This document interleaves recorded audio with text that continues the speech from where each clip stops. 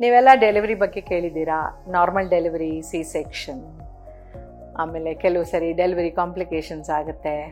Delivery ಆದಮೇಲೆ ತುಂಬ problems ಇರುತ್ತೆ. ಮಗು ಫೀಡಿಂಗ್ ಪ್ರಾಬ್ಲಮ್ಸ್ ಬರುತ್ತೆ, ಕೂತು ಫೀಡ್ ಮಾಡೋಕ್ಕಾಗಲ್ಲ, ಸೊಂಟ ನೋವು ಬರುತ್ತೆ ಅಂತ ಹೇಳಿ ಕಂಪ್ಲೇಂಟ್ ಮಾಡ್ತಾರೆ. ಕೆಲವರು ಬಂದು ಬೇಜಾರು ಕೂಡ ಮಾಡ್ತಾರೆ, ನನಗೆ ತುಂಬ ಸೊಂಟ ನೋವು ಬರುತ್ತೆ ಅಂತ.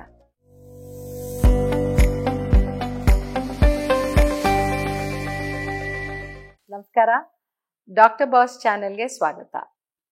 ನಾನು doctor Vidya Bhat, director, Radhakrishna multi speciality hospital and IVF centre. Normal ಆಗಿ ಎಲ್ಲರೂ ಅಂದ್ಕೊಳ್ಳೋದು ಸೊಂಟ ನೋವು ಬರೋದು ಸಿಸೇರಿಯನ್ನಿಂದ ಅಂತ.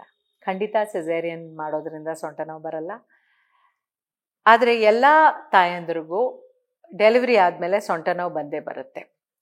ಇದು ಏನಕ್ಕೆ ಅಂದರೆ, ಪ್ರೆಗ್ನೆನ್ಸಿಯಲ್ಲಿ ಮೈಯಲ್ಲಿರೋ ಕ್ಯಾಲ್ಶಿಯಮ್ಮು ಮಗುಗೆ ಹೋಗ್ತಾ ಇರುತ್ತೆ. ಡೆಲಿವರಿ ಆದಮೇಲೆ ಹಾಲು ಮುಖಾಂತರ ಕ್ಯಾಲ್ಶಿಯಮ್ಮು ಮಗುಗೆ ಹೋಗುತ್ತೆ. ಸೊ ತಾಯಿ ದೇಹದಲ್ಲಿರೋ ಕ್ಯಾಲ್ಶಿಯಮ್ಮು ಮಗುಗೆ ಹೋಗೋದ್ರಿಂದ ಮಗುಗೆ ಬರೋ ಕ್ಯಾಲ್ಶಿಯಮ್ ಎಲ್ಲ ತಾಯಿಯಿಂದ ಬರೋದ್ರಿಂದ ಇದೇನಾಗುತ್ತೆ ಅಂದರೆ, ತಾಯಿಯಲ್ಲಿ ಕ್ಯಾಲ್ಶಿಯಂ ಡಿಪ್ಲೀಷನ್ ಅಂದರೆ ಕ್ಯಾಲ್ಶಿಯಂ ಲೆವೆಲ್ ಕಡಿಮೆ ಆಗುತ್ತೆ. ಸೊ ಕ್ಯಾಲ್ಶಿಯಂ ಲೆವೆಲ್ ಕಡಿಮೆ ಆದಾಗ ಇದು ಟೆಂಪ್ರರಿ ಆಸ್ಟಿಯೋಪೀನಿಯಾ ಅಂತ ಹೇಳ್ತೀವಿ. ಅಂದರೆ ಬೋನ್ಸ್ ಸ್ವಲ್ಪ ವೀಕ್ ಆಗುತ್ತೆ. ಯಾಕೆಂದರೆ ಅಲ್ಲಿ ನಿರ್ದಿಷ್ಟವಾಗಿ ಬೇಕಾಗಿದ್ದು ಕ್ಯಾಲ್ಶಿಯಂ ಇರಲ್ಲ. ಆದ್ದರಿಂದ ಇವ್ರಿಗೆ ಸೊಂಟ ನೋವು, ಕೈಕಾಲು ನೋವು ಎಲ್ಲ ಬರುತ್ತೆ. ಇದಕ್ಕೇನು ಮಾಡಬೇಕು? ಪ್ರೆಗ್ನೆನ್ಸಿಯಲ್ಲಿ ಕ್ಯಾಲ್ಶಿಯಂ ಸಪ್ಲಿಮೆಂಟ್ಸ್ ತೊಗೋಬೇಕು. ಪ್ರೆಗ್ನೆನ್ಸಿಯಲ್ಲಿ 3rd ಮಂತ್ ಆದಮೇಲೆ ನಾವು ತಾಯಂದರಿಗೆ ಕ್ಯಾಲ್ಶಿಯಂ ಕೊಡ್ತೀವಿ ಐರನ್ ಜೊತೆ. ಒಂದು ಅವರು ಎನಿಮಿಕ್ ಆಗಬಾರ್ದು, ಇನ್ನೊಂದು ಅವ್ರಿಗೆ ಕ್ಯಾಲ್ಶಿಯಂ ಡಿಪ್ಲೀಷನ್ ಇರಬಾರ್ದು. ಜೊತೆಗೆ ಹಾಲು ತೊಗೊಳಕ್ಕೆ ಹೇಳ್ತೀವಿ, ಪ್ರೋಟೀನ್ ಪೌಡ್ರ್ ತೊಗೊಳಕ್ಕೆ ಹೇಳ್ತೀವಿ, ಆಮೇಲೆ ಸ್ವಲ್ಪ ಹಾಲು ಮೊಸರು ಎಲ್ಲ ಜಾಸ್ತಿ ತೊಗೊಳಕ್ಕೆ ಹೇಳ್ತೀವಿ. ಯಾಕೆಂದರೆ ಇದು ದೇಹಕ್ಕೆ ಕ್ಯಾಲ್ಶಿಯಂ ಬರುತ್ತೆ. ಮೊಟ್ಟೆ ಕೂಡ ತೊಗೋಬೋದು, ಹೈ ಪ್ರೋಟೀನ್ ಡಯಟು ತೊಗೋಬೋದು, and calcium rich green leafy vegetables, nuts ಎಲ್ಲ ತೊಗೋಬೋದು. ಬಟ್ ಇದು ತೊಗೊಂಡಾದ್ಮೇಲೆ ಇವ್ರಿಗೆ 100% ಬರುತ್ತಾ? ಇಲ್ಲ. ನಾವು ಎಷ್ಟೇ ಸಪ್ಲಿಮೆಂಟ್ಸ್ ತೊಗೊಂಡ್ರೂ ನಮ್ಮ ದೇಹದಲ್ಲಿರೋ ಕ್ಯಾಲ್ಶಿಯಮ್ಮು ಮಗುವಿಗೆ ಹೋಗುತ್ತೆ. ಆಮೇಲೆ ಪೋಸ್ಟ್ ಡೆಲಿವರಿ ಆ ಡಿಪ್ಲೀಷನ್ ಆಗೇ ಆಗುತ್ತೆ.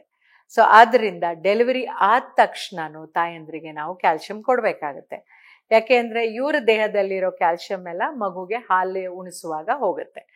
ಸೊ ಇವರು ಈಗ ತಾಯಂದರು ಆ್ಯಡಿಕ್ವೇಟ್ ಕ್ಯಾಲ್ಶಿಯಂ ಅಂದರೆ ಎಷ್ಟು ಬೇಕೋ ಅಷ್ಟು ಕ್ಯಾಲ್ಶಿಯಂ ತಗೊಳ್ಳದೇ ಇದ್ದರೆ ಅವರಿಗೆ ಸೊಂಟ ನೋವು, ಕಾಲು ನೋವು ಎಲ್ಲ ಶುರುವಾಗುತ್ತೆ. ಬಟ್ ನೀವು ಕೇಳ್ಬೋದು ಎಷ್ಟು ದಿನ ತಗೋಬೇಕಾಗತ್ತೆ ಅಂತ. 6 ತಿಂಗಳಂತೂ ತಗೊಳ್ಳೇಬೇಕು. ಕೆಲವ್ರಿಗೆ ಇನ್ನೂ ಕಂಟಿನ್ಯೂ ಆದರೆ 8 ತಿಂಗಳಿಂದ 1 ವರ್ಷದ ತನಕ ಕ್ಯಾಲ್ಶಿಯಂ ತಗೋಬೇಕಾಗತ್ತೆ. ಹಾಗೆ ತಗೊಳ್ಳೋದ್ರಿಂದ ಇವ್ರಿಗೆ ಮುಂದೆ ತೊಂದರೆಗಳಾಗೋದು ಅಂದರೆ ಸೊಂಟ ನೋವು, ಕಾಲು ನೋವೆಲ್ಲ ಬರೋದು ಕಡಿಮೆ ಆಗುತ್ತೆ.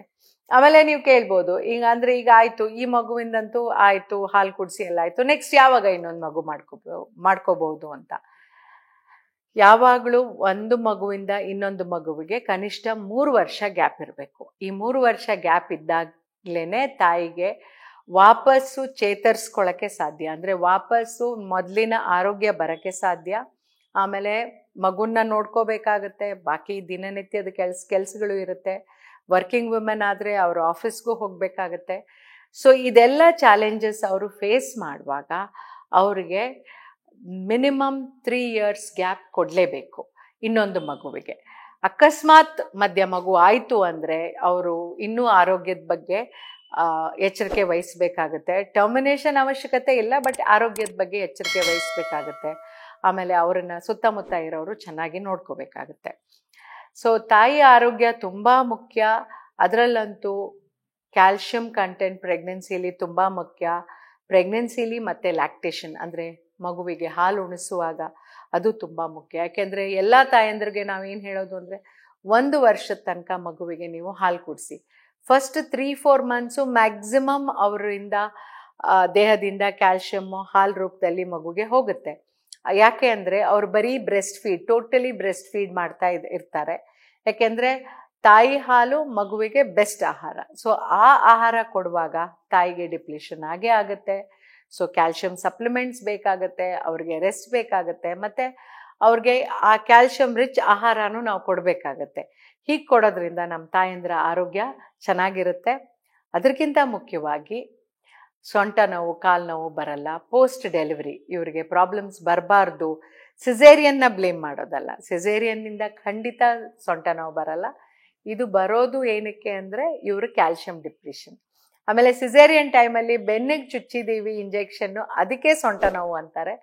ಅದು ಒಂದು ತುಂಬ ಚಿಕ್ಕ ನೀಡ್ಲಲ್ಲಿ ನಾವು ಎನೆಸ್ಥೇಷಿಯಾ ಕೊಡ್ತೀವಿ, ಸ್ಪೈನಲ್ ಎನೆಸ್ಥೇಷಿಯಾ. ಖಂಡಿತ ಅದರಿಂದ ಸೊಂಟ ನೋವು ಬರಲ್ಲ. ಸೊ ಅದೇನಾರ ನಿಮ್ಮ ಮನಸ್ಸಲ್ಲಿದ್ದರೆ ತೆಗೆದು ಹಾಕಿ. ಯಾಕೆಂದರೆ ಈ ಸೊಂಟ ನೋವು ಬರೋದು ಒಂದು ಯಾವುದ್ಯಾವುದೋ ಪೊಸಿಷನಲ್ಲಿ ಕೂತ್ಕೊಂಡು ಹಾಲು ಕುಡಿಸ್ತಾ ಇರ್ತೀರಾ, ಮಸಲ್ ಸ್ಪಾಸಮು ಆಗ್ಬೋದು. ಎರಡನೇದಾಗಿ ಕ್ಯಾಲ್ಶಿಯಂ ಡಿಪ್ಲಿಷನ್. ಸೊ ಕ್ಯಾಲ್ಶಿಯಂ ನೀವು ಚೆನ್ನಾಗಿ ಸಪ್ಲಿಮೆಂಟ್ ಮಾಡಿದ್ರೆ ಈ ಪ್ರಾಬ್ಲಮ್ ಬರಲ್ಲ. ಸೊ ಮುಖ್ಯವಾಗಿ ಆ್ಯಂಟಿನೇಟಲ್ ಪೀರಿಯಡ್ ಅಂದರೆ ಬಸ್ರಿ ಇದ್ದಾಗ ಕ್ಯಾಲ್ಶಿಯಂ ತಗೋಬೇಕು, ಕ್ಯಾಲ್ಶಿಯಂ ರಿಚ್ ಆಹಾರ ತಗೋಬೇಕು. ಡೆಲಿವರಿ ಆದ ತಕ್ಷಣನೂ ಮಗುವಿಗೆ ಹಾಲು ಉಣಿಸ್ತಾ ಇರ್ತೀರ, ಆವಾಗಲೂ ಕ್ಯಾಲ್ಶಿಯಮ್ಮು ಮತ್ತು ಕ್ಯಾಲ್ಶಿಯಂ ರಿಚ್ ಆಹಾರ ತಗೋಬೇಕು. ಆಮೇಲೆ ಮಗು ನಿಲ್ಸಿದ ಮೇಲೆ ಅಂದರೆ ಹಾಲು ಕುಡಿಯೋದು ನಿಲ್ಸಿದ ಮೇಲೆ ನೀವು ಮಿನಿಮಮ್ 3 ವರ್ಷ ಗ್ಯಾಪ್ ಕೊಟ್ಬಿಟ್ಟು ಮುಂದಿನ ಮಗುವಿನ ಬಗ್ಗೆ ಯೋಚನೆ ಮಾಡಬೇಕು.